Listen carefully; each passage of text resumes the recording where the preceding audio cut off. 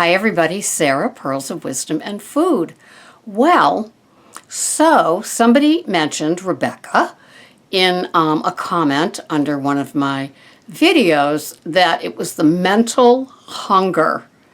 And then Tennille piped in that it is feeling those raw feelings when you're not compulsively eating crap that pop up. And isn't that the truth?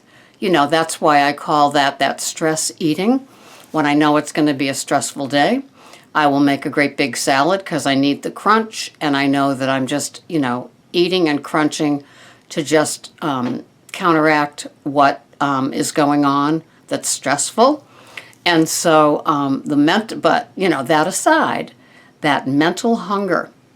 And when I was doing 4 to 6 mini meals a day, I had mental hunger all the time. I was a clock watcher.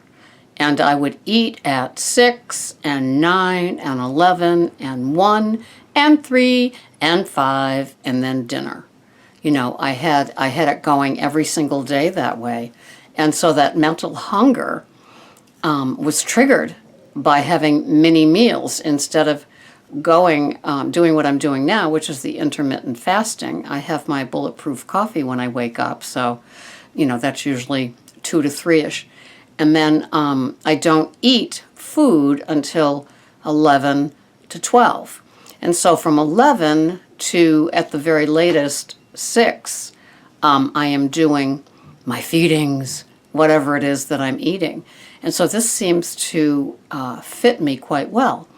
And the yogurt breakfast that I used to have at like 7:30 or 8, I'm now putting off until 11 or 12 to have with my salad and my bowl of berries. And I'm finding that this power lunch for me carries me into the evening meal. And I'm very, very, very excited about this because as you find, when you can identify the difference between your mental hunger and your physical hunger, that you can begin to really notice and treat the physical hunger. And it just is amazing when it begins to all kick in for you and all fit. And it's just a great, great feeling when you can identify physical hunger versus mental hunger and need. It's that emotional need to eat. Maybe you're not eating to cover up a feeling or an emotion, but going without certainly could bring them up. And you could see that, indeed it is something that you could do some work on. One of the ways that I noticed this is when dealing with people and there's a tough issue and they smoke.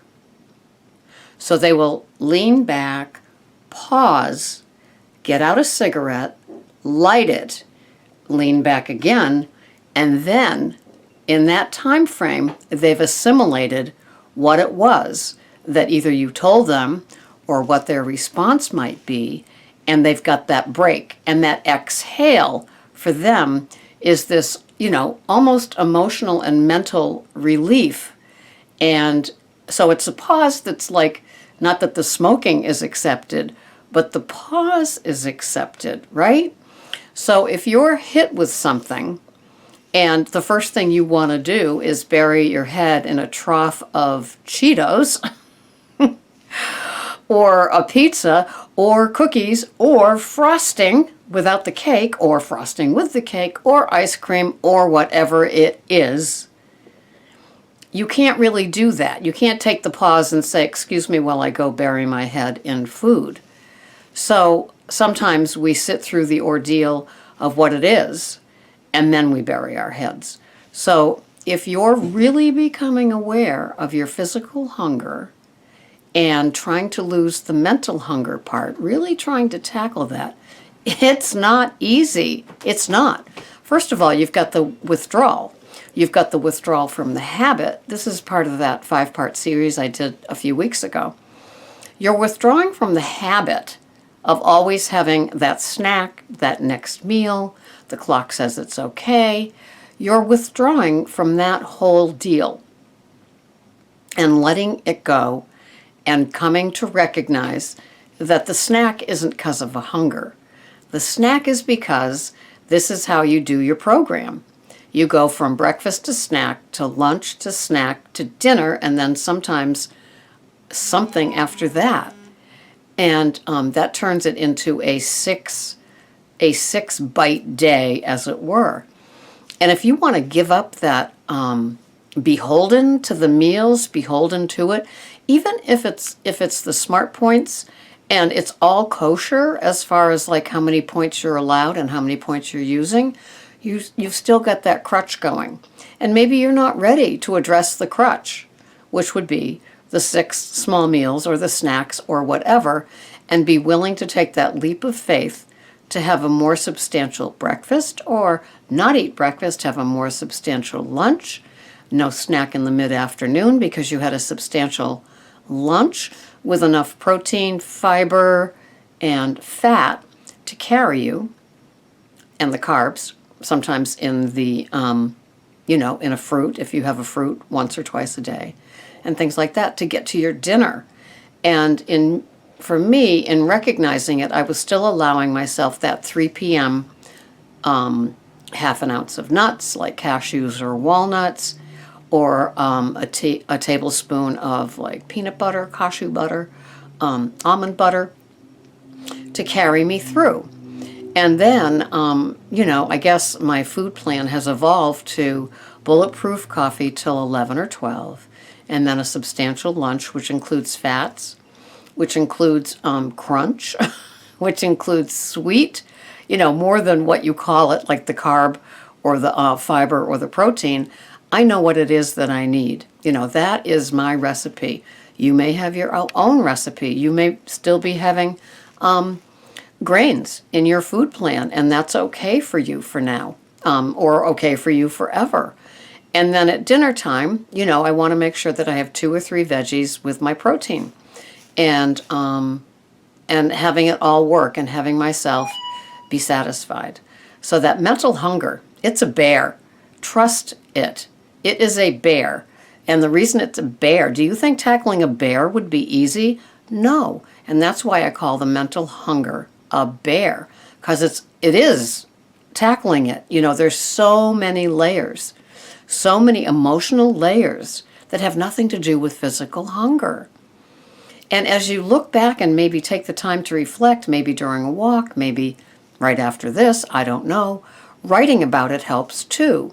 This is what I was able to initially address in Overeaters Anonymous back in the 70s. I wasn't eating because I was hungry. It was a mental obsession that had to be fed because I didn't want to deal with going without. Because for some of us, giving up one addiction makes the other one pop like crazy. And I know there's a few recovering alcoholics, maybe drug addicts that are here that listen. And this is the next mole in the whack-a-mole, along with shopping or sex or debting or whatever. But food can be our friend or it can be our foe. And I think getting in touch with the mental hunger that is yours and yours alone, it's unique, nobody else has it just like you, and being able to address it is a huge achievement. It's, a little bit past the losing the weight and getting onto maintenance. It's like another layer begging to be dealt with. Because if you think your whole Weight Watchers program was all about food and only food, you're crazy. Well, maybe you are anyway, But, I don't mean to call you crazy, but I was crazy if I thought it was just about the weight. I learned early on in my 20s that most of it had nothing to do with the weight. It's filling the hole, filling it with alcohol, filling it with food, filling it with, crazy relationships, filling it with shopping, filling it with, buying, more. And that's what the food part is too, Too much food, not needed in my case, and so maybe you might find it in yours.